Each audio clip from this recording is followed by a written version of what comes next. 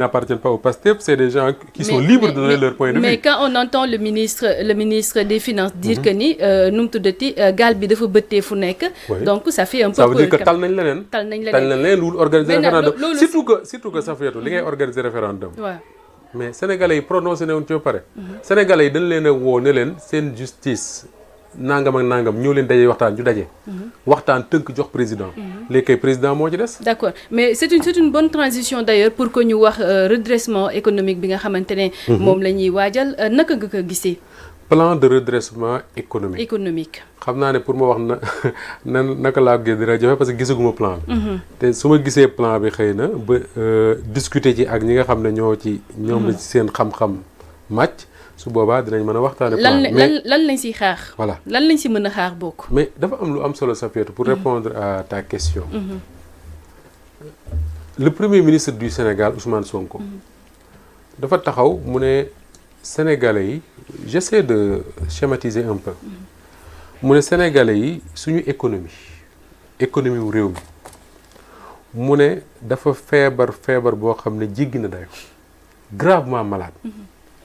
tey bu doon nit dañ naan fi mu nekk nii moom loxo yàllaa ci des ñaanal leen ko su ko yàlla yëkkatee mu yëkkati ko waaye yaakaar amatu ci situation économique du Sénégal noonu lañ ñu ko présenté. yaa ngi wax sànq ne gaal gi dafa bëtte fu ne. wax nga fi sànq ne ñu ngi ci xaw ma 4e sous-sol pays en ruine. pays en ruine ça veut dire que ni bu doon nit feebar na lool. lu mu def dañ ko defal mais mënatul dara. mu ngi reyaa bu deful ndànk sax. dañ koy may ndox bu ñu koy jox dañuy wut ay bideel sambal ko mu naan mais mënatul dara mais bu ñu defee diagnostic boobu ba pare man su fekkoon ne le premier ministre Ousmane Sonko le ministre des finances Cheikh Diba dañoo taxaw ñu ne sénégalais yi malade bi kat toll na foo xam ne vraiment préparer leen ñu suuli ko parce que mënatuñ ci dara su boobaa on serait très inquiet mais biñ ñu waxee loolu ba pare dañ nañu lu ñu mën a sauver la sauver googu Safiatou mooy plan de redressement pour rester ci jargon bi ma nekk tey te muy jargon ba xam ne bëgguma ko trop mooy ay feebar ak yooyu tey bu doon ku feebar dañ naan vendredi la Ousmane Sonko war a wax nan la koy faje vendredi de préaoût nan la koy faje est-ce que feebar bi yegg na foo xam ne ordonnance doy na maanaam nañ ko jëlal garab sangam ak sangam piqûre ko mën naa am bu jóg. est-ce que feebar bi yegg na foo xam ne il faut ñu opérer. est-ce que feebar bi yegg na foo xam ne il faut ñu amputer maanaam dagg dara.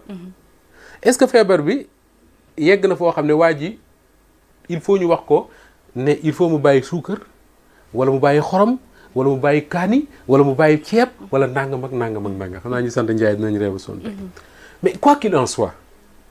l'économie dafa gravement malade loolu mooy diagnostic bi def nañ ko ba pare sénégalais yi xam nañ ko jaratul ñuy ñëw di leen ko wax te li ci neex mooy sénégalais yi xam nañ feebar bi kan moo ko tegu économie bi mooy Macky Sall ak ñi mu àndaloon ak son régime ñoo teg économie Sénégal feebar bi mu nekk à partir du moment où médecin bi xool na feebar ba xam ko xam lan moo ko waral li ñuy xaar ci médecin mooy mu wax ñu nan la koy faje man dégg boobu laa am ci plan de redressement mooy il faudra que ñu wax l'ordonnance maanaam le contenu du plan maanaam lii ak lii la ñu war def pour faj ko mais également wax en même temps li tax ñu naan plan mooy loo xam da nga ko war a def ne bés moment sangam lii la ñu war a def lii la ñu war a def lii la ñu war a def lii la ñu war a def pour man ça c'est important Safiatou soo ne ma lan laa ciy xaar mooy Sénégal dañ ne feebar bi ko dal bokk na li ko ci gën a sonal mooy dette bor maanaam père de famille bi dafa lebal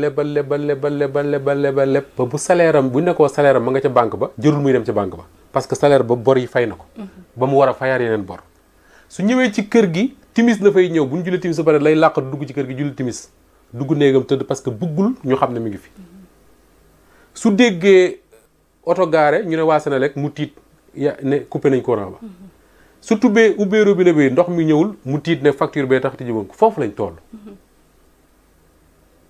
loolu mooy diagnostic bi à partir de cet instant là dette boobu la sonal il faut que Ousmane Sonko wax sénégalais yi ne leen dette bi fii lañ ci toll lii lañ ci jot a defagum nii la ñuy def pour que régler ko ci période sangam mais à côté de la dette pouvoir bi faluñu ko kese pour mu fay ay bor Sénégal dañ koo fal parce que li ñuy tuddee le coût de la vie ça fait dafa cher dafa metti Sénégal la vie coûte cher particulièrement à Dakar Macky Sall jéemoon na ci wàllu location non seulement amul résultat mais l'effet contraire la jur expérience boobu Macky Sall amoon ci ak régime am war na servir Sénégalais yi l'actuel régime parce que pour que bu ñuy liggéey ci wàllu comment faire pour que location wàññeeku ci réew mi ñu bañ a def les mêmes erreurs que Macky Sall mais y a pas que la location l'électricité coûte cher l'eau coûte cher dundu lekk li njaayee di bëgg coûte cher dans ce pays. feebar faju merci Safiatou feebar faju surtout coûte cher dans ce pays voyager coûte cher dans ce pays te les gens quand ils voyagent ils ne sont pas en sécurité yooyu si ay mbir la yoo xam ne un plan de redressement il faut mu sóoraale ko beneen bi mooy relation yi nga xam ne moo dox ci diggante Sénégal ak li ñu tuddee les institutions financières te man foofu ça fait dama ci bëggoon taxaw tuuti pour wax ne neexul ba neexul mais l'actuel régime le ministre qui gère les finances Cheikh Diba oui ak le premier ministre ak même le président le gouvernement en général man dama jàpp ne jàmbaar lañ ci benn wàll mooy suñu réew mi pendant des années on a toujours cru que bu ñu amul un programme ak FMI mënuñu dara pourtant nee nañ le programme entre Sénégal ak FMI dafa arrêté depuis je ne sais pas combien de temps et que FMI war dafay ñëwaat pour xool comment relancer le programme mais teewul les gens continuent bon an mal à payer les salaires à payer les charges de l'État etc loolu pour man lu am solo la beneen bi mooy li ñu tuddee le train de vie de l'État Safiatou tey il faut des réformes mais il faut des réformes vraiment courageuses sur ce qu'on appelle le train de vie de l'État. C'est important. L'État du Sénégal coûte très cher aux Sénégalais. Très cher. Oto yi fii carburant bi fii téléphone bi fii salaire yi fii etc. L'électricité. L'électricité coûte très cher à l'État. te boo waxee Safiatou train de vie de l'État sa xel day dem forcément ci une promesse que Ousmane Sonko avait faite te respecté gu ko ba léegi. mooy quand il avait dit que ni en fin juin dinañ tas ay agences boole yenn agences yi parce que y a des agences ay doublons lañ et ça coûte cher à l'État du Sénégal. c'est important parce que keroog ñu ngi ciy waxtaanaat ci penco ba Ousmane Noreyni Guèye bu ASER wax ci lu am solo daf ne le travail est fait et que ñoom ñi mu concerné xam nañ ko déjà. mais ñun ñi nga xam ne concerné wuñu ñun ñi nga xam ne ay journalistes rek lañu ay sénégalais lambda ay sénégalais lambda lañu c'est ça qu'on dit on a besoin d'entendre le premier ministre mu wax nañu liggéey bi kat juin la waxoon ne dina ko présenté wu ko juin mais teewul def na ko te lii ak lii lañ ci nar a def c'est important pour man. beneen bi mooy Safiatou gis nga bu ñu defaree plan de redressement ba pare. ba présenté ko Sénégalais yi vendredi ba pare. xam naa vendredi ci guddi moom télé boo seetaan plan de redressement lañ cey waxtaane pour wax ba xam dina sotteem du sotteeg nan la war a sotte et tout mais dama jàpp ne dafa am lu am solo ci plan de redressement bu ñu ko waxee bu ñu ko présenté ba pare. mooy quelle est la suite. voilà loolu laa waaw wala ma ñëw. aywa d'accord muy laaj bi mu la bëggoon laaj xaw ma ndax fa nga bëggoon jëm wala fu bëggoo fa woon jëm. est-ce que plan de redressement boobu noonu bu ñu ko defee ba pare. nga yaakaar ne nag tamit jotul.